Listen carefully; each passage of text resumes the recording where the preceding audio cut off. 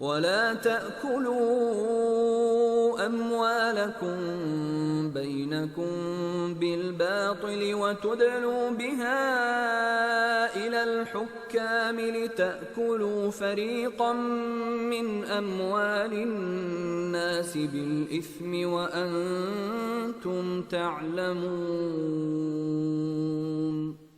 Do not usurp one another's possessions by false means, nor proffer your possessions to the authorities, so that you may sinfully and knowingly usurp a portion of another's possessions. Nor proffer your possessions to the authorities, so that you may sinfully and knowingly usurp a portion of another's possessions. One meaning of this verse is that people should not try to seek illegitimate benefits by bribing magistrates.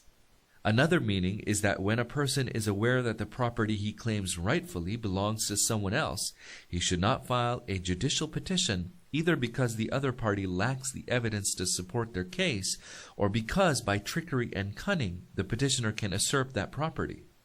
It is possible that the judicial authority would decide the case in favor of the false claimant on the basis of the formal strength of the claim. But as this judicial verdict would merely be the result of the chicanery to which the claimant had resorted, he would not become its rightful owner. In spite of the judgment of the court, the property would remain unlawful for him in the sight of God. It has been reported in a tradition that the Prophet said, "I am merely a human being, and you bring to me your disputes. It is possible that some of you will be more impressive in argument than others, so that I may give judgment in favor of one on the basis of what I hear. Beware that if I award to someone what belongs to his brother, I will have assigned to him a lump of fire." يسألونك عن الأهلة قل هي مواقيت للناس والحج وليس البر بأن تأتوا البيوت من ظهورها ولكن البر من اتقى وأتوا البيوت من أبوابها واتقوا الله لعلكم تفلحون. People question you concerning the phases of the moon. Say, they are signs to determine time for the sake of people and for the pilgrimage. Also tell them, true righteousness is not that you enter your houses from the back. Righteousness lies in fearing Allah. So enter your houses by their doors, and fear Allah that you might attain true success. Say, they are signs to determine time for the sake of people and for the pilgrimage. The waxing and waning of the moon has attracted men's attentions throughout the ages, and all kinds of fanciful ideas, superstitions, and rituals have been and are still today associated with it. The moon was considered the basis of good and bad omens. Certain dates were considered auspicious and others inauspicious for starting journeys, for beginning new tasks, for weddings, and so on the ground that the rising and setting of the moon, its waxing and waning, and its eclipse affect human destiny. The Arabs too had their share of such superstitions. It was therefore natural that inquiries regarding such matters should be addressed to the Prophet. In response, God says that the waxing and waning of the moon is nothing more than a physical phenomenon. By its appearance in the firmament, the moon enables man to divide his year, and it can thus be considered nature's own calendar. Particular reference is made to Hajj because it occupied the position of the highest importance in the religious, cultural, and economic life of the Arabs. 4 months of the year were specified since they were the months of major and minor pilgrimage, Hajj and Umrah. During these months there was to be no warfare, and the routes were completely safe for traveling. Thanks to the peace and tranquility thus established, trade and commerce prospered. And fear Allah that you might attain true success. One superstitious custom of the Arabs was that once they entered the state of consecration for pilgrimage, they did not enter their houses by the door. Instead, they either leapt over the walls from the rear or climbed through windows which they had specially erected for that purpose. On returning from journeys too, they entered their houses from the rear. In this verse, this superstitious custom is denounced, as are all superstitious customs. It is pointed out that the essence of moral excellence consists of fearing God and abstaining from disobeying His commands. Those meaningless customs by which people felt bound out of blind adherence to the traditions of their forefathers, and which had no effect at all on man's ultimate destiny, had nothing to do with moral excellence. قاتلوا في سبيل الله الذين يقاتلونكم ولا تعتدوا إن الله لا يحب المعتدين. Fight against those who fight against you in the way of Allah, but do not transgress, for Allah does not love transgressors. Fight against those who fight against you in the way of Allah. The believers are asked to fight those who hindered their efforts in the cause of God and acted with hostility towards them merely because they sought to fashion human life according to the revealed guidance of God. Earlier, when they were weak and scattered, the Muslims were asked merely to preach and be patient with the wrongful repression meted out to them by their opponents. However, now that a small city-state had been established in Medina, they were commanded for the first time to unsheathe their swords against those who had resorted to armed hostility against their movement of reform. It was some time after this injunction that the Battle of Badr took place, to be followed by several other battles. But do not transgress, for Allah does not love transgressors. The believers are told that material interests should not be the motivation for their fighting, that they should not take up arms against those who were not in opposition to the true faith, that they should not resort to unscrupulous methods or to indiscriminate killing and pillage which characterized the wars of the pre-Islamic era, the age of ignorance. The excesses alluded to in this verse are acts such as taking up arms against women and children, the old and the injured, mutilation of the dead bodies of the enemy, uncalled for devastation through the destruction of fields and livestock, and other similar acts of injustice and brutality. In the Hadith, all these acts have been prohibited. The real intent of the verse is to stress that force should be used only when its use is unavoidable, and only to the extent that it is absolutely necessary. قتلوهم حيث ثقفتموهم وأخرجوهم من حيث أخرجوكم والفتنة أشد من القتل ولا تقاتلوهم عند المسجد الحرام حتى يقاتلوكم فيه فإن قاتلوكم فاقتلوهم كذلك جزاء الكافرين. Kill them whenever you confront them, and drive them out from where they drove you out. For though killing is sinful, wrongful persecution is even worse than killing.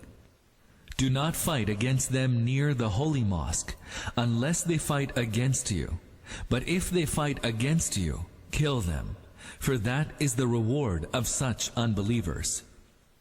For though killing is sinful, wrongful persecution is even worse than killing. Here the word fitna is used in the sense of persecution. It refers to a situation whereby either a person or a group is subjected to harassment and intimidation for having accepted as true a set of ideas contrary to those currently held, and for striving to effect reforms in the existing order of society by preaching what is good and condemning what is wrong. Such a situation must be changed, if need be, by the force of arms. Bloodshed is bad, but when one group of people imposes its ideology and forcibly prevents others from accepting the truth, then it becomes guilty of an even more serious crime. In such circumstances, it is perfectly legitimate to remove that oppressive group by the force of arms. فإن انتهوا فإن الله غفور رحيم. Then, if they desist, know well that Allah is ever forgiving, most compassionate. Know well that Allah is ever forgiving, most compassionate. God, in whom the believers have faith, is forgiving and ready to pardon even the worst criminals and sinners after they have renounced their arrogant defiance towards Him. It is suggested that this attribute of God should be reflected in the behavior of the believers as well. As the saying goes, Mold your morals according to the attributes of God. Hence, whenever the believers have to resort to armed conflict, they should do so not for the sake of quenching their thirst for vengeance, but in the cause of God's religion. Their conflict with any group should last only as long as that group resists the cause of God. As soon as it gives up this resistance, hostility should cease. وقاتلوهم حتى لا تكون فتنة ويكون الدين لله فإن انتهوا فلا عدوان إلا على الظالمين. Keep on fighting against them until mischief ends and the way prescribed by Allah prevails. But if they desist, then know that hostility is only against the wrongdoers, and the way prescribed by Allah prevails. Here, the term fitna is used in a different sense from the one in which it was used above. See verse 191. It is evident from the context that fitna refers here to the state of affairs wherein the object of obedience is someone other than God. Hence, the purpose of a believer's fighting is that this fitna should cease and obedience should be consecrated to God alone. An investigation of the usages of the word deen, which occurs in this verse, reveals that the core of its meaning is obedience. In its technical usage, the word refers to that system of life which arises as a result of a person recognizing someone as his Lord and Sovereign and committing himself to following his commands and ordinances. This explanation of the word deen makes it quite clear that when some human beings establish their godhead and absolute dominance over others, this state of affairs is one of fitna. Islam seeks to put an end to this and replace it by a state of affairs in which people live in obedience to the laws of God alone. But if they desist, then know that hostility is only against the wrongdoers. What is meant here by desisting is not the abandonment of unbelief and polytheism on the part of the unbelievers, but rather their desistance from active hostility to the religion enjoined by God. The unbeliever, the polytheist, the atheist, has each been empowered to hold on to his beliefs and to worship who and whatever he wishes. In order to deliver these people from their error, Muslims are required to counsel them and tell them where their good lies. But Muslims ought not to try to achieve this purpose by resorting to force. At the same time, these misguided people have no right to either enforce the false laws of their own contriving instead of the laws of God, or to drive the people of God to bondage of others than God. In order to put an end to this fitna, both persuasion and force may be used, whenever and to the extent to which each of the two is needed, and a true believer will not rest until the unbelievers give up this fitna. The statement that hostility is meant only against wrongdoers seems to imply that when the true system of life replaces the false one, ordinary people should be granted a general amnesty. At the same time, however, it would be justifiable to punish those who exceeded all limits in their hostility to the truth, at the time when they held the reins of power. Yet in dealing with such people, it becomes the true believers, after they have won final victory, to adopt a general attitude of forgiveness and tolerance towards the vanquished, rather than subject them to revenge for the wrongs they committed in the past. Those criminals whose records were exceptionally bad could, however, be punished. The Prophet, peace be upon him, availed himself of this permission in respect of some notorious enemies whose hostility had exceeded all limits, even though pardon and forgiveness behoved none more than him. Thus Uqba ibn Abi Mu'ayt and Nadr bin Harith from among the captives of the Battle of Badr were put to death, and when a general amnesty was proclaimed after the conquest of Mecca, 4 out of 17 persons were executed. These acts were based on the permission to put to the sword those who have been conspicuously ruthless in their hostility to Islam and the Muslims. الشهر الحرام بالشهر الحرام والحرمات قصاص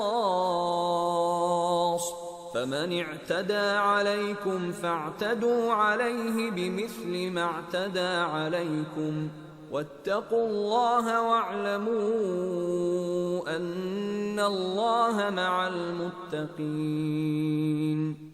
The sacred month for the sacred month. Sanctities should be respected alike by all concerned.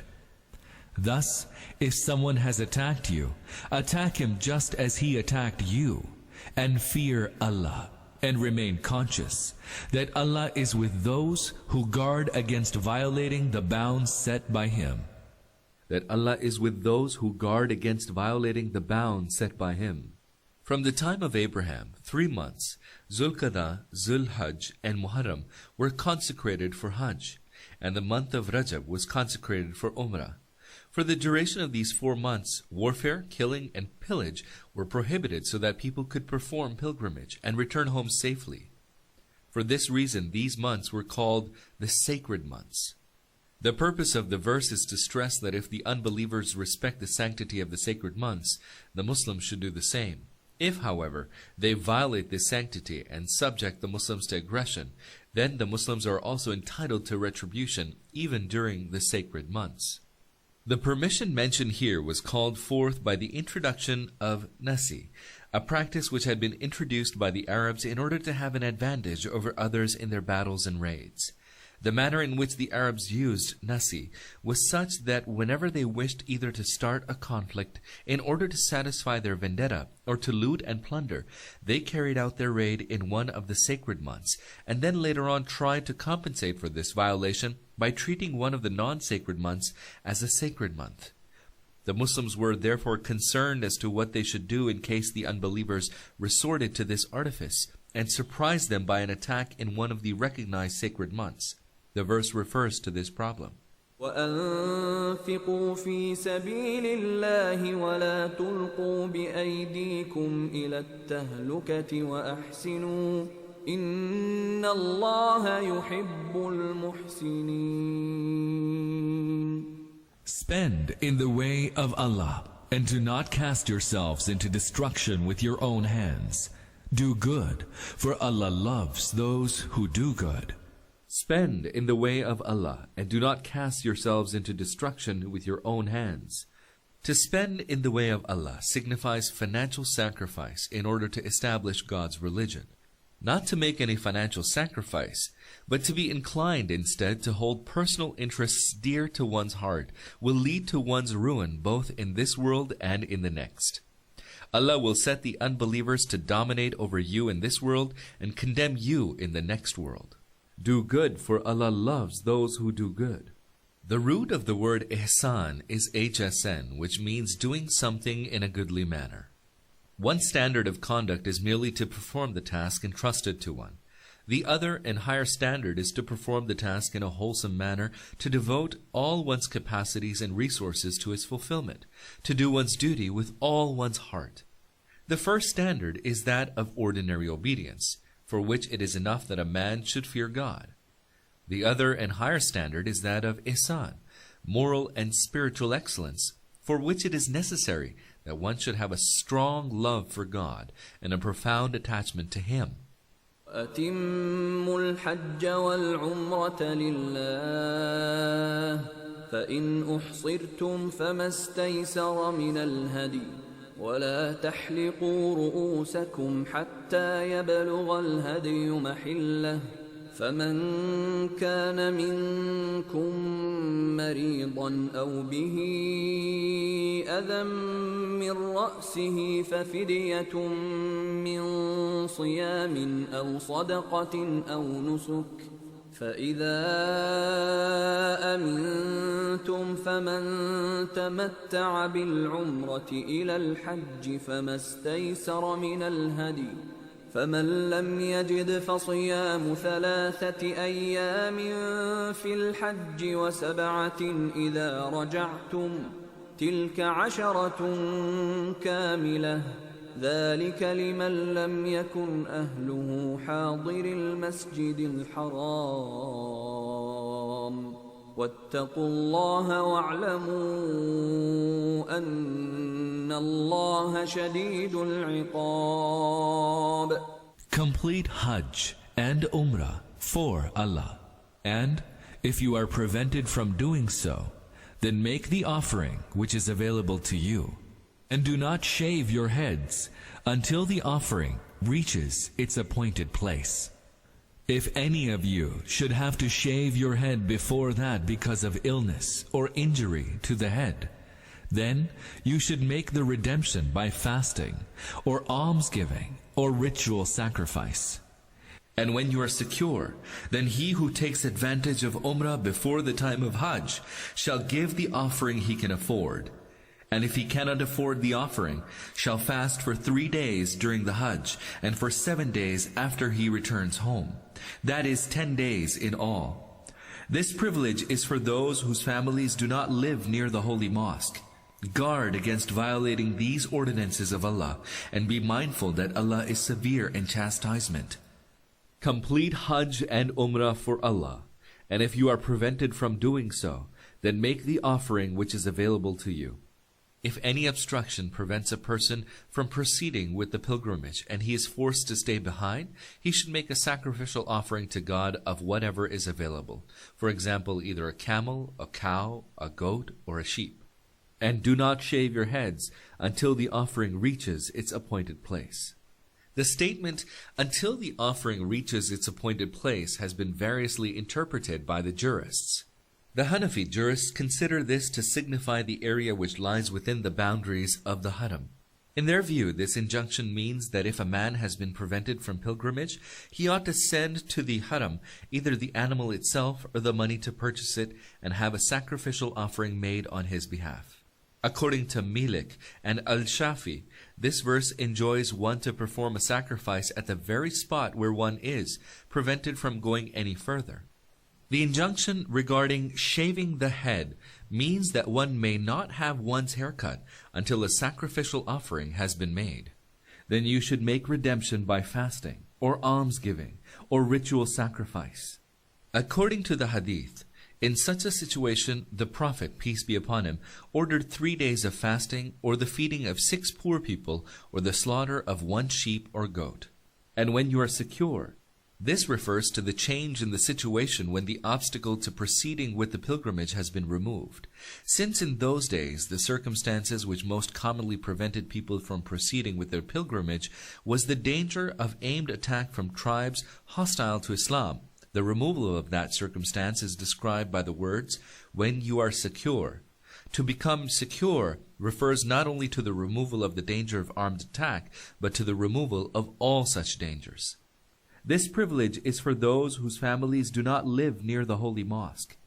In pre-Islamic Arabia, it was considered a serious sin to perform Hajj and Umrah in one and the same journey. According to the self-made law of the pre-Islamic Arabs, each of these pilgrimages required a separate journey.